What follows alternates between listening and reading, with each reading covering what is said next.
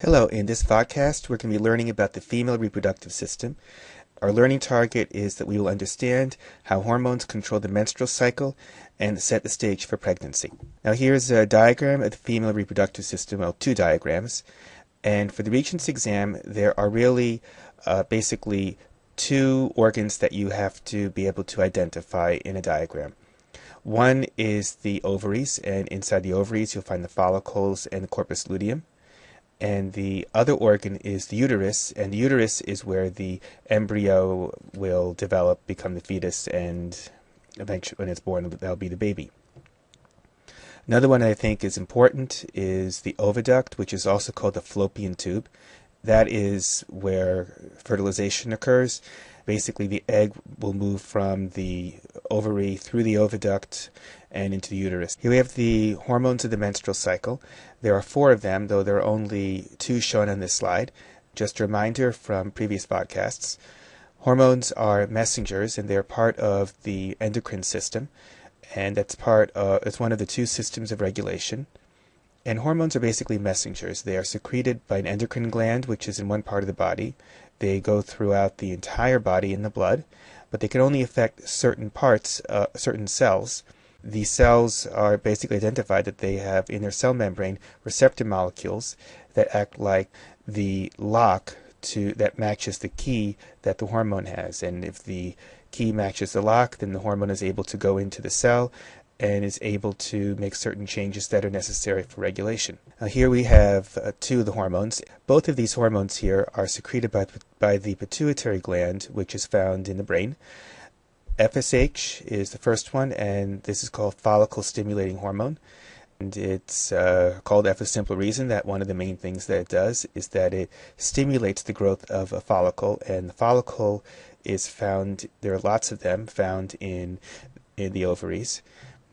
And the next one is LH, that stands for luteinizing hormone. What that does is it promotes ovulation, and it turns the follicle into another object called the corpus luteum. Corpus luteum just simply means yellow body in Latin.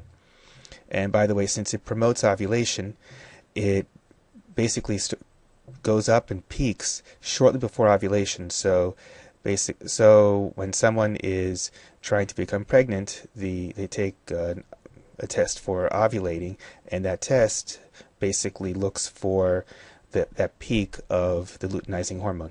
This next hormone is one which I'm sure you've heard of. It's called estrogen. This is secreted either by a follicle or the corpus luteum inside the ovary. And this hormone is responsible for female characteristics. It basically starts making the uterine lining grow. And it also affects the pituitary gland in that it basically tells it to start low it either will tell it to decrease the amount of LH when the levels of estrogen are low, but once it reaches a threshold, then what it's going to do, it's going to change from being a negative feedback on LH to making it into a positive feedback. And then when it's secreted with progesterone, it suppresses both LH and FSH. The last of the 4 hormones is progesterone, and this is secreted by the corpus luteum and also by the placenta. And we'll find out more about the placenta in another podcast. And basically that's sort of like go-between or a border between the embryo or fetus and the mother. Progesterone does is it maintains the uterine lining. When its level drops abruptly, it can trigger a number of things. It can trigger menstruation. It also can trigger lactation, since the amount of progesterone drops just shortly before birth. And it might also trigger labor too. And progesterone also will bring down the levels of FSH and LH, much like estrogen does. Now, the remainder of the podcast, we're going to be discussing the menstrual cycle. And the menstrual cycle is something that starts in girls at the very latter stage of puberty. Typically starts about the age of 12 to 13, though in some cases it can be as early as 8 or as late as 16.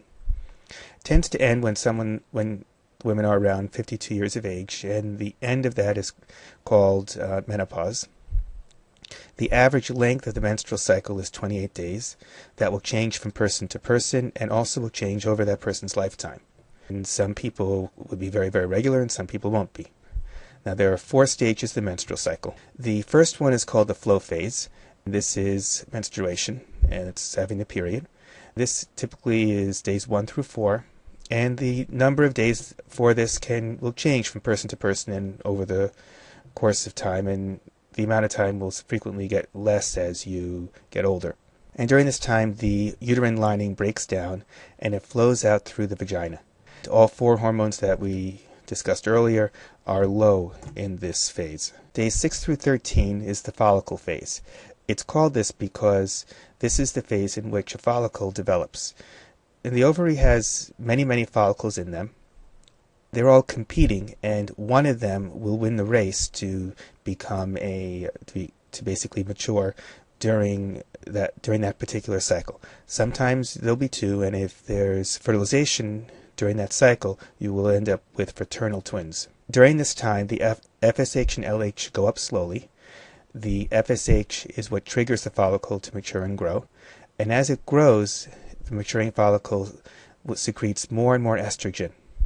And this estrogen causes the uterine lining to thicken. And remember, it was in the flow phase, the lining went down quite a bit. The ovulation phase it transitions from the follicle phase to the ovulation phase right around day 12, when the estrogen level reaches a peak. And when that happens, rather than suppressing the LH, estrogen will cause the LH to increase, and the LH causes the estrogen to increase, and the LH increases very rapidly, get a very quick spike that lasts just during the ovulation phase, and it goes right back down. And this increased amount of LH will cause the follicle to mature, and then it will break open, and that will release the unfertilized egg. Typically, also at this point, you may notice some other changes, like there may be a discharge of mucus too, and maybe some pain called the Milchschmerz.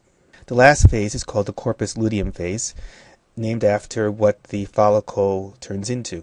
The LH at the end of its peak turns the follicle into a corpus luteum, which is an endocrine gland, and its main function right now is, as a follicle, had 2 functions. One was an endocrine gland, and the other was maturing the egg.